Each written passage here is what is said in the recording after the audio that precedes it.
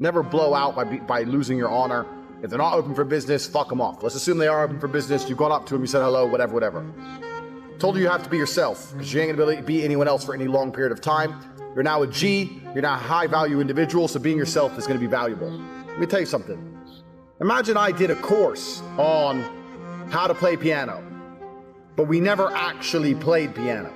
We just sat here and talked about pianos, how pianos work, the basic rules of piano, the infrastructure of pianos, the different types of keys there are, blah, blah, blah. When you sit in front of a piano, are you going to be able to play the piano? No, you're not. And it's the same with girls. I can only give you so much advice. The only way you're going to get good at getting girls is to start getting girls. The reason I'm the best is because I've been through, I don't even know how many women. I don't know how many approaches, I don't know how many situations, I don't know how many turnarounds, how many shit tests. I've been through it all. Because I speak to lots and lots and lots of females. So the easiest way to get good with females is to speak to lots and lots and lots of females. The easiest actionable piece of advice I can get you to get good at getting girls is you need to be speaking to 1 or 2 new girls a day. Now, the coward's way is Facebook and Instagram. Every hot girl, their inbox is already full of people. It's very difficult to differentiate yourself from everyone else in that inbox. So that's not really the best way. You need to be interacting with 2 to 3 new females a day. They haven't got to be that hot. They can be 6s, 7s, whatever. You need to be interacting with them one way or another. If you interact with 2 or 3 new females a day, every day for 3 months, you're gonna have a different quality of game than before you did so. You're gonna have the girls who are rude to you, you're gonna have the girls who wanna talk, so you're gonna go through it all. But let me give you some basic tips and tricks. The number one thing as a man you cannot do in any situation, when it comes to females or anything else, is compromise your honor, compromise your respect. So for me personally, I'll tell you how I do it. Let's say I get a lot of girls from social media nowadays because my Instagram page is off the chain. So you can tell by my Instagram page, if you know me, I'm a fun guy to be with. Females only want fun. All females care about is fun. So my Instagram's a little bit intimidating. So I removed the intimidation factor. I talked to them for a little bit. Within an hour or two, I'm saying WhatsApp. And when I ask for their WhatsApp, it's because it's more personal than an Instagram page. Instagram's for everybody. WhatsApp's for people you really know. So it's an escalation point. And either they agree and give it to me, or at this point, there's some points of contention. Now, if there's some points of contention, some small ones, I don't mind it. They might say, why do you want my WhatsApp? And I'll say, oh, my Instagram's slow on my phone. I make up some shit excuse. Because they want me to have some bullshit excuse. They know my excuse is bullshit. They know why I want it. I say my Instagram's slow. If they say, oh, if they contend again, oh, but I don't have to give my number out, I'll just say, okay, no problem. That's it. And then they'll go, okay, so what are you doing today? Bang, that's the conversation over. That's it, done. They lost their chance with me by not giving me their number when I demanded it. That's how I roll. Let me tell you something. Leave them on scene. Leave them ignored. She wants you more than ever. You can come back to her 3 months later. If you come back to her a week later, she's going to give you attitude. So you can't do that. You got to leave it for such a long period of time she genuinely believes she was forgotten about. This is the abundance mentality. I'm talking to so many females. If I ask for your number after an hour and you're not going to give it to me, I don't want to talk to you anymore. Because you're too much fucking work for me. I ain't got time for that shit. Because I'm going to fuck someone today anyway. I'm at that level, so I don't really have to play your fucking game. If they give me the WhatsApp, that's an escalation. Within another hour or 2 hours, I'm looking to arrange a date. I am not the guy who sits there talking away. That's how you end up in the friend zone. I'm not that guy. Let's go for coffee. Oh, really? So soon? And then I'll say something like, well, you think you can get to know someone over messages? And they'll be like, oh, well, no one says yes to that. I go, no, but you know, we just started talking. So you're not going to ever know me, and I'm never going to know you. You seem too complicated for me to work out over WhatsApp. That's what I'll say. And they'll either go, okay, and we'll start out a date, or they'll go some other bullshit. Oh, well, you know, I just gave him the... If it's more bullshit, I say, okay, no problem, and ignore them. That's how it is. Because I deal with so many females. For me, it's a numbers game. I have so many females on my phone, I can't possibly reply fast enough. So I don't give a fuck. I don't care if you're a 10. You want to play these games with me, I'm not playing them. I don't play the games. Because you can never sacrifice your honor. So any female I've ever interacted with, even ones I haven't fucked, could not go through the history of our conversations and find anything that compromises me as a man. Keep that in mind when you're writing shit. That's really important. Because women only want to fuck guys they respect. They don't want to fuck any other guy. They don't want to fuck handsome guys. They want to fuck guys they respect. And if you sacrifice your respect, then she doesn't want to fuck you. So why do you want to meet her? You gotta always keep the end goal in mind. Why do you want to go on a date with this girl? Is it to be her friend? Is it to buy her dinner? Is it to listen to her stories about her fucking other dickhead friends? Or is it to fuck her? Because if it's to fuck her, then you need to keep that in mind and not sacrifice your respect. If you have to sacrifice your respect to get her to come on a date, then she ain't gonna fuck you anyway, so why do you want the date? You don't. So don't forget the fucking end goal. So to learn, you have to learn about yourself more than you have to learn about women if you want to get good women. You have to know what your strengths and what your weaknesses are. I know my strengths, I know my weaknesses. There's very few, but I know what they are. You have to learn about yourself if you want to learn about women. Imagine I told you to go out into the world and find the best apple you could find. If you come back and you've had one or two apples, you've looked at one or two apples, and you tell me which one's the best, is it the best apple in the world? Well, no, because you've only fucked around with a couple apples. So what do you know what a good apple is? They might all be bad apples. You don't know. Is that the biggest, juiciest apple you could possibly find? No. Whereas if you went out there and you fucked around with millions of apples, and I said, give me the best apple you could find, you're very likely to know a lot about apples and be able to identify an apple that's better than the rest. And women are exactly the same. Women are exactly the same. A lot of people want to learn game, not to fuck endless numbers of women. A lot of them want to learn game to get a woman who respects them and looks after them and is worth marrying. Well, if that's the case, game is more important than ever. Fucking a bunch of women is fun, yeah. But if you want a real wife-quality woman, you need to tear through a whole bunch of women to find a good woman. I know what a good woman is, because I've fucked so many girls. I've had so many apples, I can identify a good apple straight away. Because I've had so many. If I've only had 3 or 4 apples, what the fuck do I know about apples? You don't know shit. And that's why game's so important nowadays, because if you stand any chance of even surviving in a traditional relationship, man, woman, marriage, whatever, you still need to have game. You still need to play the field. You still need to fuck a whole bunch of girls before you identify what a good apple is. I never get played by girls because I can identify the kind of girls who are going to try and play me. People say, oh, you got money, and how do you know they don't just want you for their money? Because I'm not a fucking moron. Because I fucked 1,000 gold diggers and 1,000 girls who aren't gold diggers, and I can spot it from a mile off. I can smell it. You think I'm fucking stupid? Because I have experience with apples. You gotta get experience in this game. So the most important thing for how to get hot girls is experience. I'll tell you a story about a man called Luke the Man. Luke the Man worked with my brother in a coffee shop when Tristan was 18, 19, in a Pret in the airport. Now, nowadays, when me and Tristan, when we want to go on a pure get girls mission, let me diversify from this story quickly. Nightlife in general is shit. Nightlife is boring. Guys don't care about clubs. We don't care about music. We don't care about dressing up. We don't care about drinking. It's all garbage. Men only go to nightlife to fuck. We want girls. If someone were to say to a guy before he went on his night out, there is a 0% chance of you getting laid tonight, would the man still go? Most men would say, oh, I don't care then. I'm not gonna go. It was the old school way men used to get girls. You know, nowadays there's more efficient ways, I guess, if you want to live on the internet, whatever, but that's how it was. That's what nightlife was based around. Pussy came, guys try and get the pussy, guys come and spend the money, da-da-da-da. So, nowadays, when me and Tristan go into a club, if my brother goes to me, let's Luke the Man in this club. What that means is, let's just go up to every girl, let's get the numbers or blow out with every chick and leave. Fuck the drinks, fuck the music, fuck the fun. When I had no money, I never used to go to clubs. I didn't have money to waste. And I was also training, so I didn't have much time to waste. Club would close at 3. I'd walk in there at 2 o'clock when everyone was already drunk. I'd identify the 5 hottest girls in the club. I'd go up to them and talk some shit to all of them. Walk away with 2 phone numbers, and I'd go home. That was my nightlife done. I was there for fucking 35 minutes. Nightlife over. Next day, trying to get a date. So that's what we used to call Luke the Man in the club, because the only reason we'd go out was to get girls. So most men would go out, hang around with their friends, drink beer, build up their confidence, all that garbage. When you're a G, you don't need none of that shit. In, to the point, out. Hit 4 or 5 nightclubs in a row, leave with fucking 5 or 6 phone numbers, done. Hey, if the girl was particularly receptive, then you'd stay in the club trying to take her home at the end of the night. But if she's staying with her friends or da-da-da, you don't think she's gonna fuck, you just get the number and leave. But there's a few times I turned up at 2 o'clock, sober as a judge. By 2:45, I'm walking out with a bitch. Because that's how I roll. So why did we call this Luke the Manning? Well, Luke the Man was one of the pioneers of the game. Luke the Man taught my brother a lot about the game. Way back when. So this is about 11 years ago. My brother worked in a coffee shop in an airport. One of the guys he worked with was called Luke. Luke was from the Ivory Coast Republic, one of the poorest countries in the world. Black as night, ugly as a motherfucker, broke as a joke, working in the coffee shop. But no matter the female, no matter how ugly, old, no matter how beautiful, no matter what, if they'd come up to that counter to get coffee, he would lay some game on them. Say, you're so beautiful, baby. I will give you a coffee, a special coffee from Luke. Luke the Man. He used to call himself Luke the Man. And my brother used to sit there and go, this guy's a fucking joke. Every single girl, he tries this same dumb shit. And at the end of giving them their coffee, he used to ask for their phone number. Every girl. Now, 90% of them told him to fuck off. 10% he got their number, he didn't fuck them. Every once in a while, he'd bang a real ugly one, whatever.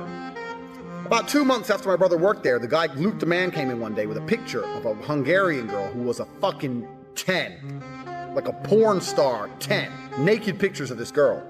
Tristan's like, who the fuck's she? He goes, yeah, I spoke to her at the coffee shop. He's like, no way did you get that girl here. He goes, yeah, 2 days ago I got to here, I was at her house last night. Tristan could not believe it. Like, how the fuck? This girl's a 10. You're the ugliest, brokest black dude I've ever known in my life. Your teeth aren't even straight. How the fuck did you bang her? He's like, I'm Luke the Man. He's like, I don't give a shit. I'll talk to every girl with confidence. Every girl with confidence. I'm mixed race. I'm half black, half white. This is the one thing the brothers have over the white guys. Black guys don't need money to get laid. Black guys can be broke with one leg. They still get laid because they're confident and they don't give a fuck. That's how they are. So black guys, you got to worry. But here it is. He fucked a 10 out of 10. How many 10s have you fucked? You're probably sitting there going 1, 2. No, you've never fucked a 10. My 10 and your 10 are different. You've never fucked a 10. But Luke the Man has. Luke the Man's fucked a 10. He has less money than you and he's uglier than you. And he can barely speak fucking English. How? Because he didn't give a shit. Because Luke the Man's a G. Luke the Man has confidence and he'll talk to any bitch. That's how you gotta be. Luke the Man knows about girls. Remember that story. Manhood is exceptionally hard and life is hard. But how you shape yourself will determine how hard it is for you and how miserable it will be. As a man, there is no easy life. Your life is not about being easy. Your life is not about being happy. Your life is always going to be difficult. All of the pain you feel, all of the sadness you feel, you're supposed to feel as a man, and you have two effective binary choices. You either go through the suffering and go through the trauma and go through the hardship it takes to be a man of value, or you suffer eternity as a nobody. And being invisible, I would argue, is almost worse. You can have a very stress-free life if you work in Starbucks. You don't care about the Starbucks once you clock off. You go home, you play video games, and you exist until you die. That's stress-free, but you have to suffer being a nobody. Alternatively, you can go out there into the world, try and implement your mark on the world, work hard, try to get rich, more money, more problems. You can try and start a business, the stress of that. You can lose your girlfriend because all you're doing is working. This is a new level of stress, a new level of trauma, but at least you'll be a somebody at the end of it. There's two ways to suffer. You either suffer becoming a somebody, or you suffer as a perpetual and forever nobody. What did Napoleon say? He said, glory is fleeting, but obscurity is forever. Absolutely. Glory is fleeting, but obscurity is forever. And when he says fleeting, that's a really good point, because everything in life is rented, especially your glory as a man. When you have a good body, it is not a good body as complete. It's not finished. You haven't completed the task. You have rented that good physical condition. You must train every day to retain it.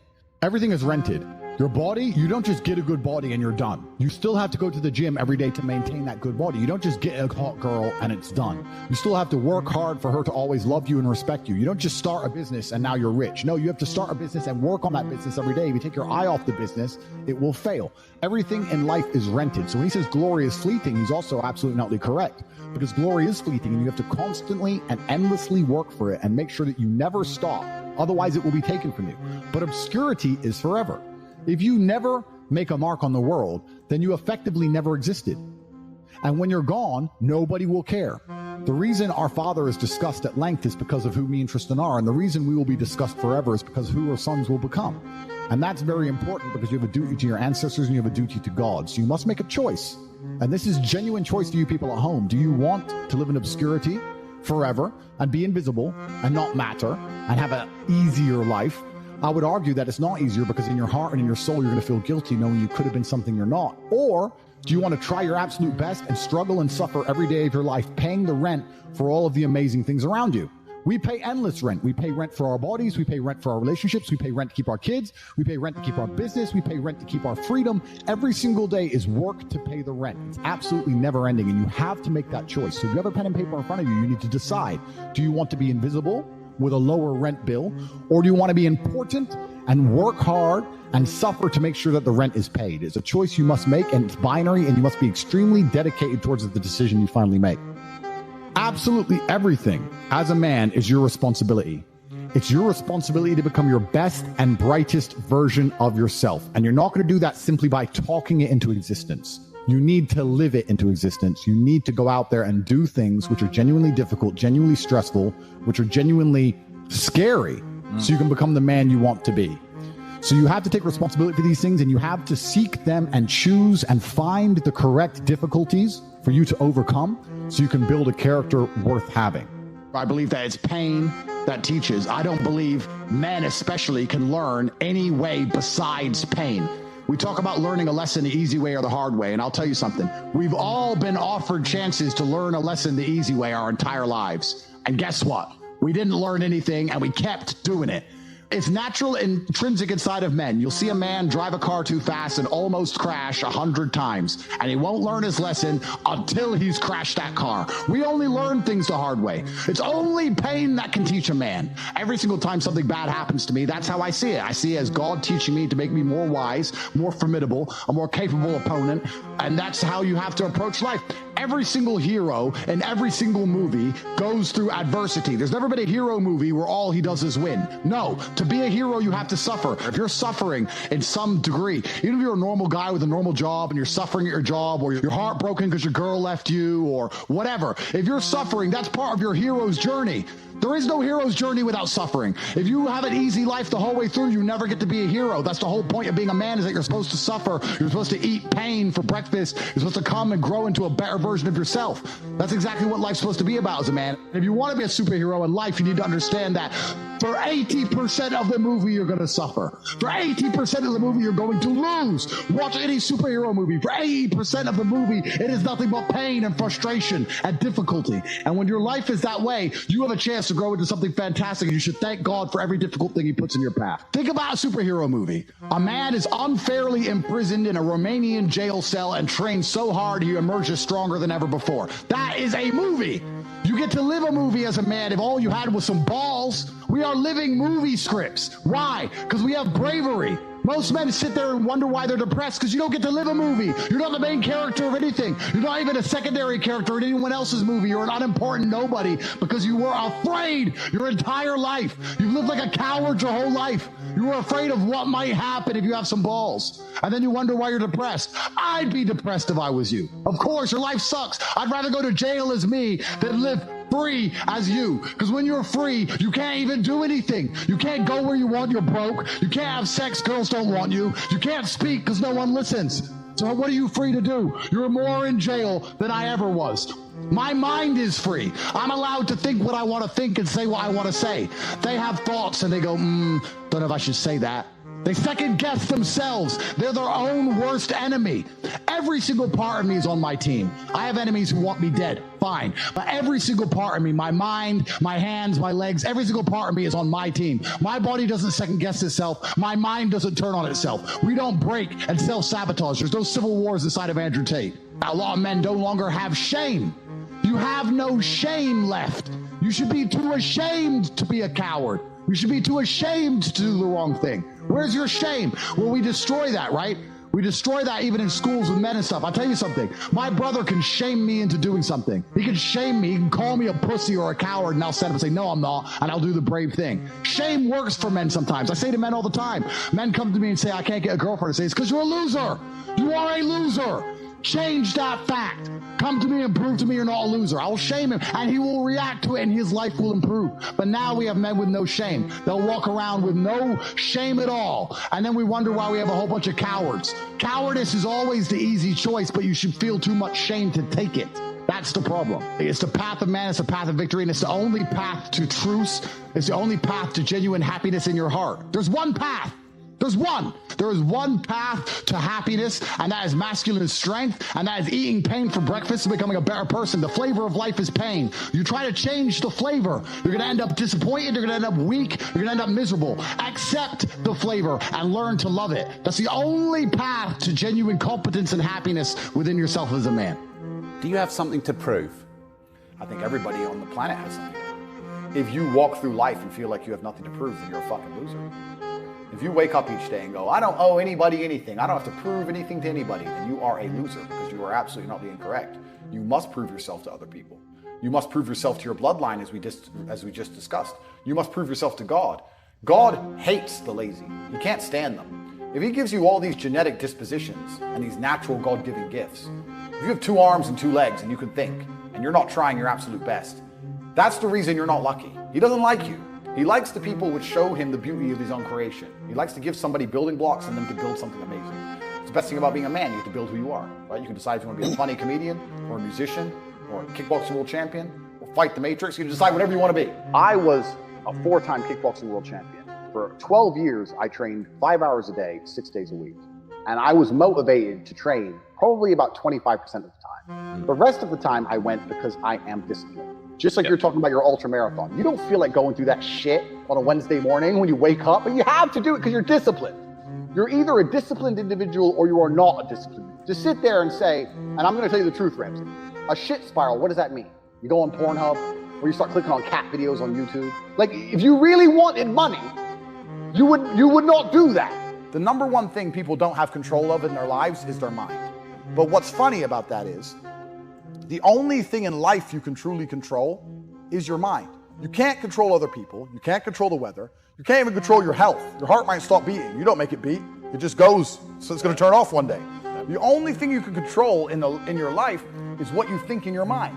So if you're going to sit there and go, oh, I'm sad, well, you can change that if you actually try, but you don't. You just accept it, right? So people have lost control of their own minds. And I don't understand why you would allow your own mind to take power from you. Why would you let your own mind convince you you're not a lucky person, or I'm not this, or I'm not confident? Why would you let your own mind sabotage you? Why wouldn't you reprogram your own mind to be on your team? It should be your ally, right? My mind is my ally. You can dump me in a bikini in the fucking Arctic Circle to die. 2 days later, I'm coming to your house, knocking on the door with 3 girlfriends in a Cadillac. I'm not going to sit there and go, shit, I'm going to die. I'm going to be like, okay, Andrew, you're the man. I don't know what the fuck we're going to do, but you're going to pull this off. You have to be good enough on your worst day to beat your opponent on his best day. On the day he feels motivated and gets out of bed and wants to fight and he's raring to go and he's on the top of his game, and you feel the absolute opposite. You want to lay in bed, you don't want to move, you don't want to go anywhere, but you have to get up and have to fight this man. You have to be good enough to beat him anyway. You have to be that good. Life often gives you chances and you get one shot. You don't get to replay them, you don't get to rerun them. Even the ones that you do get to rerun, you do get to replay. I guarantee if you pulled it off first time every time, your life would be completely different than if you pulled it off on the second time every time. It'd be a different trajectory. There'd be no failure in the mix. The air wouldn't be stained with the stench of your inadequacy. You must be that good, that no matter what happens in life, even when the Matrix attacks you, even when you get curveballed, you can put on a nice suit, you can pull out some money from somewhere, put on a diamond watch, and pull it off. You have to be that guy. And the way you're going to do that is by training. You have to practice. And you have to be held accountable amongst other men who are extremely capable in all realms. You can't be hanging around with losers, because losers will allow you to lose. You need to be hanging around with winners, because winners will not allow you to lose. We hate losers. We don't even like them around us.